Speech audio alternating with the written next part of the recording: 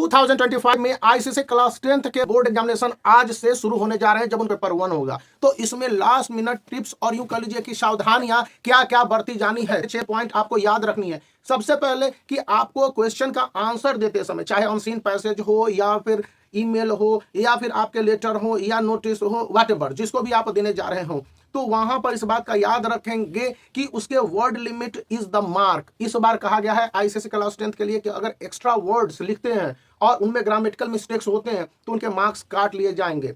दूसरी बात बोली गई है अनसीन पैसेज को लेकर, अनसीन पैसेज और प्रेसी राइटिंग को लेकर कहा गया है कि अगर स्टूडेंट ने as it is unseen passage वाला पार्ट लिख दिया है या प्रेसी राइटिंग में उसका रफ फॉर्मेट नहीं किया है या रफ फॉर्मेट के आधार पर उसने अपने प्रेसी को नहीं कंप्लीट किया इन द बॉक्स, जो कि प्रॉपर फॉर्मेट के हिसाब से कंसीडर्ड कई टीचरों के द्वारा माना जाता है, जिसमें कि फुल स्टॉप को भी एक वर्ड काउंट किया जाता है और आपको 50 वर्ड में प्रेसी राइटिंग लिखने हैं, तो वहां पर मार्क्स डिडक्शन के चांसेस होंगे। तो आप अपने मिस्टेक्स या एरर को यहां पर इंप्रूव कर लेंगे, दैट इज बेटर।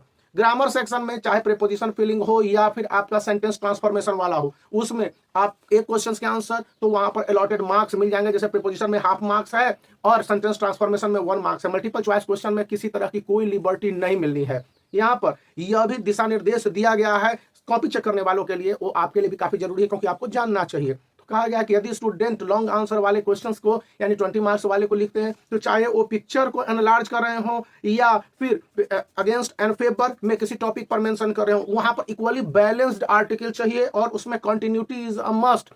यदि आप किसी भी आर्टिकल को लिख रहे हैं या स्टोरी को लिख रहे हैं तो वहां पर कंटिन्यूटी के हिसाब से अपने आंसर का प्रेजेंटेशन करेंगे। ये नहीं कि किसी को एक पैरा में दे दिया, किसी दूसरे टॉपिक को दूसरे पैरा में, इन दोनों के बीच के रिलेशंस क्लियर होने चाहिए। तीसरा और लास्ट पॉइंट, मतलब कि ये उस कंटेक्स्ट में बताया गया है कि अगर स्टोरी राइटिंग करते हैं स्टूडेंट तो 20 मार्क्स वाले में, तो उसमें कैरेक्टराइजेशन, थीम और स्टोरी डेवलपमेंट, ये 3 चीज को ध्यान रखा जाएगा। पहला कैरेक्टराइजेशन, किन कैरेक्टर्स को प्रेजेंट किया। दूसरा उसे जो भी स्टोरी आप प्रेजेंट कर रहे हैं, वहां पर आपको एक विशेष टॉपिक दे दिया जाएगा और उसके आधार पर थीम वो होने चाहिए। और जब ये है तो स्टोरी का डेवलपमेंट आपने किस तरह से किया है। बहुत सारे स्टूडेंट कन्वर्सेशन के स्टाइल में लिखते हैं या फिर थीमेटिक को ही गायब कर देते हैं और जैसे तैसे स्टोरी कंप्लीट करते हैं, तो ये आपके लिए प्रॉब्लम खड़ा कर सकता है। इसलिए आप ऐसी गलती को ना करेंगे, करेक्शन करने की जरूरत है।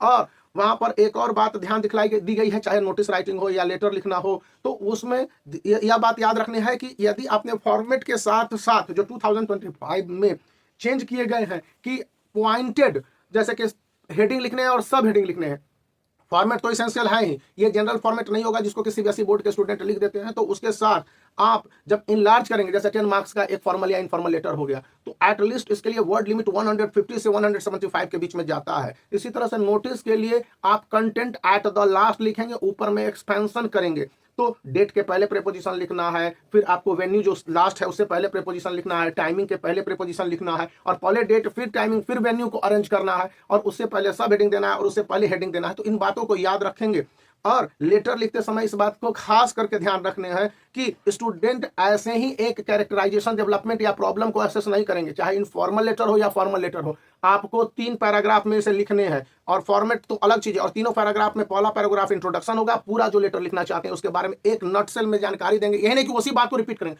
और जो फर्स्ट पैराग्राफ में इंट्रोडक्शन देंगे उसका एक्सपेंशन होगा सेकंड पैराग्राफ में, और थर्ड पैराग्राफ में कोई प्रॉब्लम का सॉल्यूशन या आपके जो स्टोरीज हैं, वो जो भी आपने प्रॉब्लम को असेस किया है, जो बातें कहना चाहते हैं, उसका अंत में सॉल्यूशन है। फॉर्मल लेटर में, इनफॉर्मल लेटर में आपको अपनी बातों को कहने के साथ जो डिमांड है या जो बातें कहना चाहते हैं, स्टूडेंट बुलाना चाहते हैं भाई को, व्हाटएवर जो भी पर्सनल चीज है, लेकिन यहां पर एक जो सबसे अलर्ट या वार्निंग दी गई, मैं आपको बोनस पॉइंट के रूप में बता रहा हूं कि ब्रीफ वर्ड्स को नहीं यूज करेंगे। जैसे कैंट, कैन नॉट लिखिए, वोंट विल नॉट लिखिए, शांट शैल नॉट, और कितने जगह तो इस तरह से कंप्यूटराइज्ड एंड को लिख देते हैं, that is wrong, and and लिखने होंगे। तो इन बातों को ध्यान रखना है। अगर ये बातें ध्यान रखते हैं तो out of 80 marks is yours, क्योंकि यही सारे इंस्ट्रक्शंस थे और गलतियां थी स्टूडेंट के प्रीवियस में, मैंने बता दी, तो आप इससे बचे रहेंगे। और ऑल द बेस्ट।